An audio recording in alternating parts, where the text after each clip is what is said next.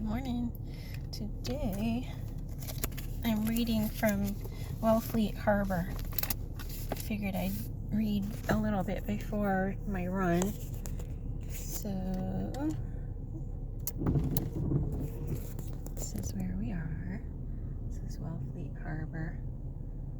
It's kind of a rainy day. That's where we are. Alright, so today is July 7th, 2024. Okay, reading from Isaiah 29. Therefore, this is what the Lord who redeemed Abraham says to the house of Jacob.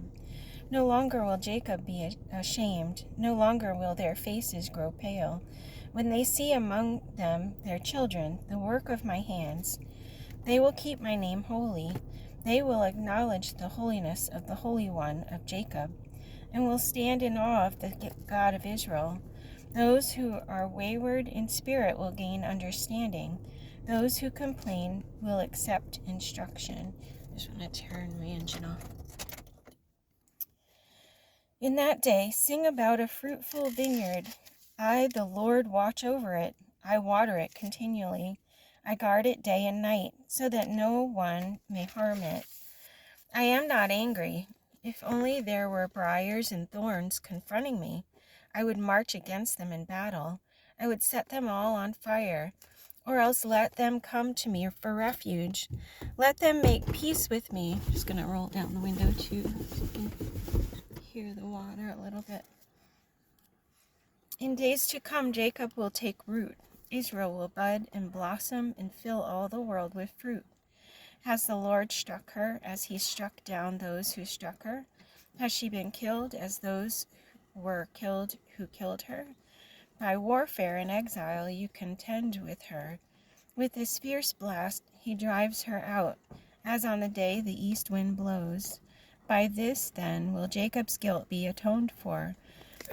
And this will be the full fruitage of the removal of his sin, when he makes all the altar stones to be like chalk stones crushed to pieces. No Asherah poles or incense altars will be left standing. The fortified city stands desolate, an abandoned settlement forsaken like the desert. There the calves graze. There they lie down. They strip its branches bare. When its twigs are dry, they are broken off, and women come and make fires with them. For this is a people without understanding, so their Maker has no compassion on them, and their Creator shows them no favor.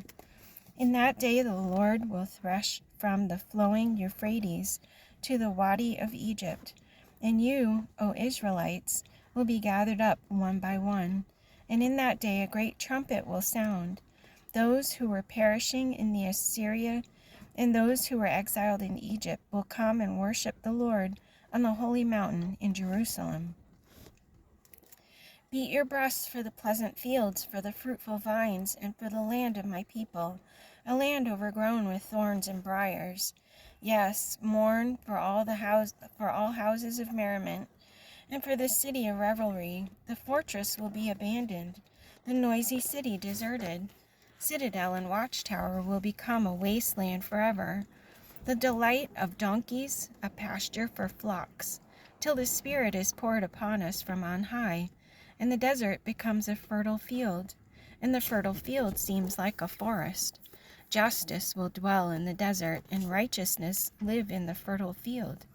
The fruit of righteousness will be peace. The effect of righteousness will be quietness and confidence forever. My people will live in peaceful dwelling places, in secure homes, in undisturbed places of rest. Though hail flattens the forest, and the city is leveled completely, how blessed you will be, sowing your seed by every stream, and letting your cattle and donkeys range free. O Lord, be gracious to us. We long for you. Be our strength every morning, our salvation in time of distress. At the thunder of your voice, the peoples flee. When you rise up, the nations scatter. Like plunder, O nations, is harvested, Your plunder, O nations, is harvested as by young locusts. Like a swarm of locusts, men pounce on it. The Lord is exalted, for he dwells on high. He will fill Zion with justice and righteousness. He will be the sure foundation for your times, a rich store of salvation and wisdom and knowledge. The fear of the Lord is the key to this treasure. Look, their brave men cry aloud in the streets. The envoys of peace weep bitterly. The highways are deserted. No travelers are on the roads. The treaty is broken. Its witnesses are despised. No one is respected. The land mourns and wastes away. Lebanon is ashamed and withers. Sharon is like the Arabah, and Bashan and Carmel drop their leaves. Now will I rise, says the Lord. Now will I be exalted. Now will I be lifted up.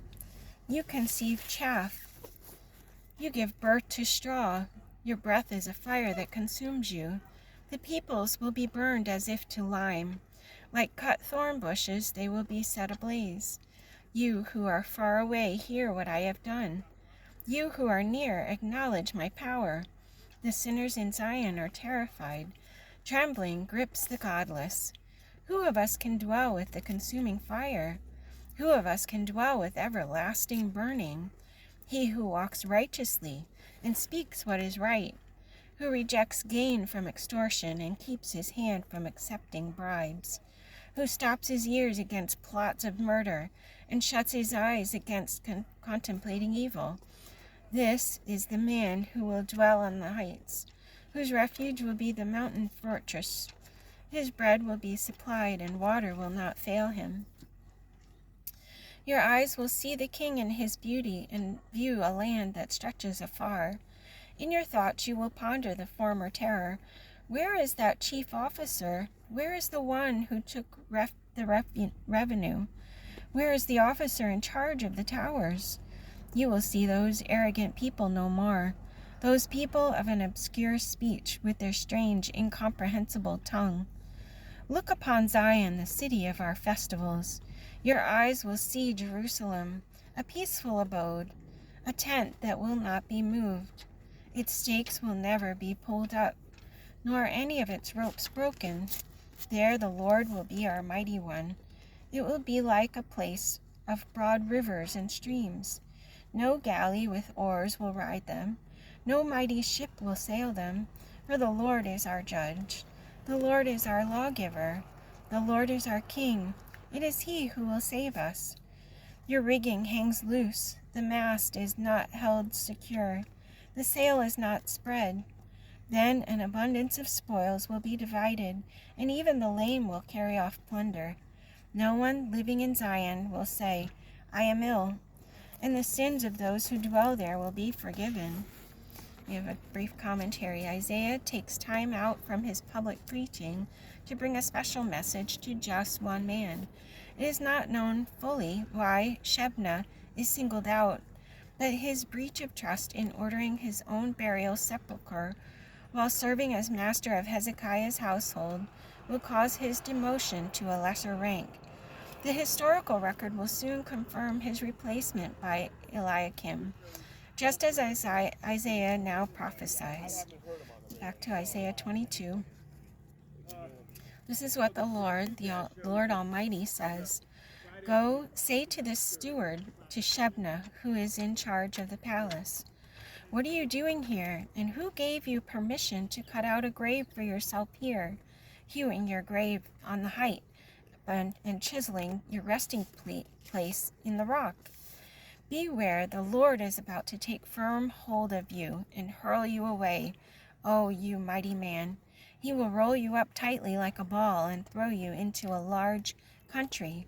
There you will die, and there your splendid chariots will remain. You disgrace your master's house.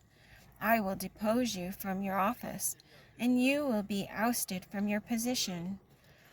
In that day I will summon my servant Eliakim, son of Hilkiah.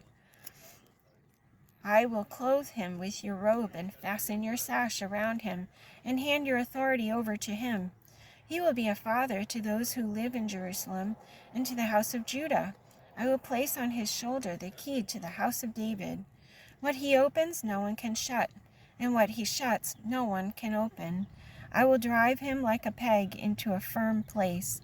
He will be a seat of honor for the house of his father.